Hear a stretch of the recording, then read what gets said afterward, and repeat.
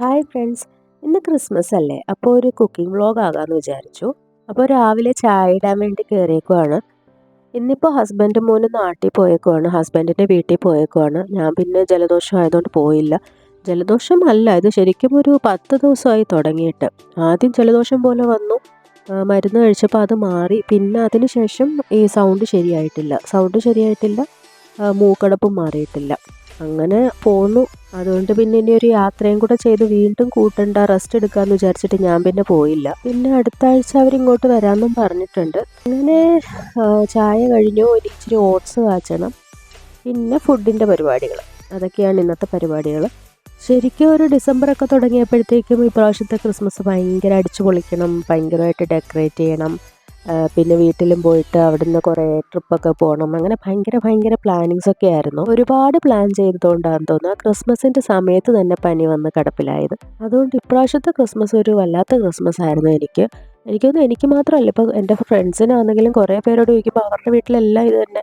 മമ്മിക്ക് പനി, അല്ലെങ്കിൽ പപ്പയ്ക്ക് പനി, അല്ലെങ്കിൽ അവർക്ക് കൊച്ചിന് പനി, അങ്ങനെ ആർക്കെങ്കിലുമൊക്കെ പനിയും പ്രശ്നങ്ങളും ഒക്കെയാണ്. ഇപ്പം പനി ഇപ്പം ജലദോഷമാണോ ഇനി കോവിഡിൻ്റെ വല്ല വകഭേദമാണോ ഒന്നും അറിയത്തില്ലല്ലോ. ശരിക്കും കോവിഡിനെ പറ്റിയൊക്കെ മറന്നിട്ട് ഇങ്ങനെ പോയിക്കൊണ്ടിരിക്കുമായിരുന്നു. ഇപ്പം ഞങ്ങളുടെ ഓഫീസിലാണെങ്കിൽ തന്നെ ഇപ്പം 5 days ആക്കി, അതുപോലെ ഇനിയിപ്പോൾ 9 hours ആക്കാൻ പോകുന്നു. അപ്പോൾ എല്ലാം ഒരു ബാക്ക് ടു നോർമലായി വന്ന് കൊണ്ടിരുന്നപ്പോഴാണ് പിന്നെയും കോവിഡ് വന്നിട്ട് ഞാനെങ്ങും പോയിട്ടില്ല എന്നുള്ള രീതിയിൽ ഇങ്ങനെ പ്രശ്നം ഉണ്ടാക്കുന്നതെന്ന് തോന്നുന്നു. ഇതിനി ഒരിക്കലും പോകത്തില്ലെന്നാണ് തോന്നിയത്. ഓരോ പ്രാവശ്യവും ഇങ്ങനെ ഓരോ പ്രശ്നം ഉണ്ടാക്കി നമ്മളെ അങ്ങനെ വിടാതെ പിന്തുടർന്നുകൊണ്ടിരിക്കുന്നതാണ് തോന്നുന്നത്. ശരിക്കും എത്ര പെട്ടെന്നല്ലേ 2023 തീർന്നത്. ഈ ഇടയ്ക്ക് അങ്ങോട്ട് തുടങ്ങിയിട്ട് പടപടയെന്നും പറഞ്ഞിട്ട് ഓരോ മാസങ്ങൾ തീർന്നുകൊണ്ടിരുന്നത്. ഓണമൊക്കെ ഈ ഇടയ്ക്ക് കഴിഞ്ഞ പോലെ തോന്നുന്നത്. 2023 ഞാൻ പ്രത്യേകിച്ച് ഒന്നും അച്ചീവ് ചെയ്തില്ല. ശരിക്കും ഒരു സർട്ടിഫിക്കേഷൻ എടുക്കണം എന്നുണ്ടായിരുന്നു, അത് എടുത്തു. ഗൂഗിൾ ക്ലൗഡിൻ്റെ ഒരു അസോസിയേറ്റ് ക്ലൗഡ് എഞ്ചിനീയർ എന്ന് പറഞ്ഞിട്ടൊരു സർട്ടിഫിക്കേഷൻ എന്തായാലും എടുത്തു. അതാണ് ആകപ്പാടെ പറയാവുന്ന ഒരു അച്ചീവ്മെൻറ്റ്. അല്ലാതെ കുറേ അല്ലറ ചില്ലറ ഈ AI ഒക്കെ കോഴ്സ് ചെയ്തു. പിന്നെ ഞങ്ങളുടെ ഒരു വലിയ പ്രൊജക്റ്റ് ഡെലിവർ ചെയ്തു. അല്ലാതെ പേഴ്സണലി പറയുകയാണെന്നുണ്ടെങ്കിൽ എനിക്ക് ഈ ഒരു വർഷം ചെയ്യണം എന്ന് വിചാരിച്ചിരുന്ന ഒരു കാര്യമാണ് ഡ്രൈവിംഗ് ലൈസൻസ് എടുക്കുക. അത് ഈ വർഷവും എടുത്തില്ല. ശരിക്കും ഈ വർഷം എടുക്കേണ്ടതായിരുന്നു. കാരണം തിരിച്ച് ഓഫീസിൽ 9 hours ആക്കുന്നതിന് മുമ്പ് നല്ലൊരു സമയമായിരുന്നു ഇതിപ്പം ഈ വർഷം എടുക്കാനായിട്ട്.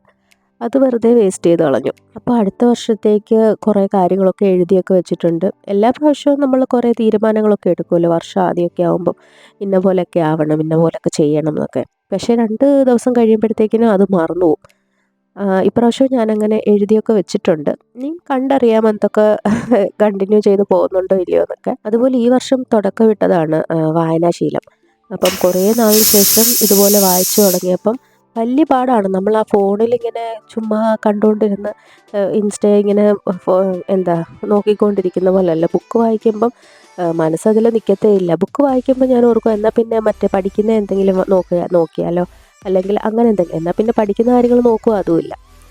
അപ്പോൾ അങ്ങനെ കുറേ കാര്യങ്ങൾ ചെയ്യണം എന്നൊക്കെ ഞാനിങ്ങനെ വിചാരിച്ചു വെച്ചിട്ടുണ്ട്. പിന്നെ ഞാൻ കുറേ വീഡിയോസും അങ്ങനെയൊക്കെ കണ്ടപ്പം എനിക്ക് തോന്നിയത് നമ്മൾ കുറച്ച് സെൽഫ് പ്രയോറിറ്റി കൊടുക്കണം എന്ന്. ഇപ്പം ജസ്റ്റ് ഒരു എക്സാമ്പിൾ പറഞ്ഞാൽ, ഇപ്പം എൻ്റെ കൊച്ചിപ്പം നാട്ടിൽ പോയി. അപ്പം ഞാൻ ഓർത്തു അവന് ഭയങ്കര വിഷമമായിരിക്കും. അവൻ ആദ്യമായിട്ടാണ് എന്നെ വിട്ട് നിൽക്കുന്നത്. അപ്പോൾ അവന് ഭയങ്കര അറ്റ്ലീസ്റ്റ് ഉറങ്ങാൻ നേരമെങ്കിലും അവൻ അമ്മയെ കാണണം എന്നൊക്കെ പറഞ്ഞ് വിഷമിക്കുമായിരിക്കും. അവൻ എങ്ങനെ ഉറങ്ങും എന്നൊക്കെയായിരുന്നു എൻ്റെ ഭയങ്കര ടെൻഷൻ. പക്ഷേ ഞാൻ വീട്ടിൽ വിളിച്ചപ്പോൾ അവൻ എന്നെ ചോദിക്കുന്ന പോലും ഇല്ല എന്ന് പറഞ്ഞു. അപ്പോൾ എനിക്ക് സത്യം പറഞ്ഞാൽ ചിരിക്കണോ കരയണോ എന്നറിയാത്ത അവസ്ഥയായിപ്പോയി. പിന്നെ ഞാൻ സമാധാനിച്ചു, അവിടെ അനിയൻ്റെ കൊച്ചുണ്ടായതുകൊണ്ട് അവൻ്റെ കൂടെ കളിച്ചുകൊണ്ടിരിക്കുന്നതുകൊണ്ടൊക്കെ ആയിരിക്കാമെന്ന്. പക്ഷേ എന്നാലും ഞാൻ ഓർക്കുമായിരുന്നു, ഈ പ്രയോറിറ്റീസും അല്ലെങ്കിൽ ഫ്രണ്ട്ഷിപ്പും എല്ലാം ഓരോ കാലത്തിനനുസരിച്ച് മാറുമല്ലേ. കൊച്ചിൻ്റെ കാര്യമല്ല, അല്ലാത്ത ഇപ്പോൾ നമ്മളൊരു ഫ്രണ്ട്സിൻ്റെ കാര്യമാണെങ്കിലും നമ്മൾ നേരത്തെ ഉണ്ടായിരുന്ന ഫ്രണ്ട്സ് നമ്മൾ ഭയങ്കര ഒരിക്കലും വിട്ടുപോകാത്ത ചങ്കുകളാകും എന്ന് വിചാരിച്ചിരുന്ന ഫ്രണ്ട്സൊന്നും എനിക്കിപ്പോഴില്ല. കുറച്ച് ഫ്രണ്ട്സുണ്ട്, പക്ഷെ എന്നാലും ഭയങ്കര ഗ്യാങ് ആയിട്ടുണ്ടായിരുന്നവരൊന്നും ഇപ്പോഴില്ല.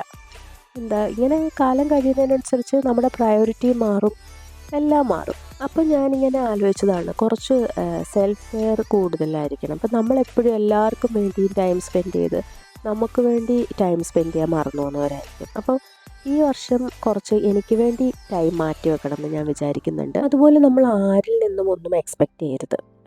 അതെനിക്ക് വർക്ക് റിലേറ്റഡ് ആയിട്ട് കിട്ടിയൊരു പാഠമാണ്.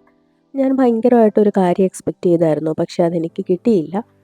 അപ്പോൾ അങ്ങനത്തെ കുറച്ച് കുറച്ച് പാഠങ്ങൾ എനിക്ക് ഈ വർഷം പഠിക്കാൻ പറ്റി. പഠിച്ച കാര്യങ്ങളൊക്കെ ഞാൻ ചില സമയത്ത് ഭയങ്കര കാര്യമായിട്ട് പഠിച്ചിട്ടുണ്ടെങ്കിലും ഒരു 2 ദിവസം കഴിയുമ്പോൾ മറന്നു പോകാറാണ് പതിവ്.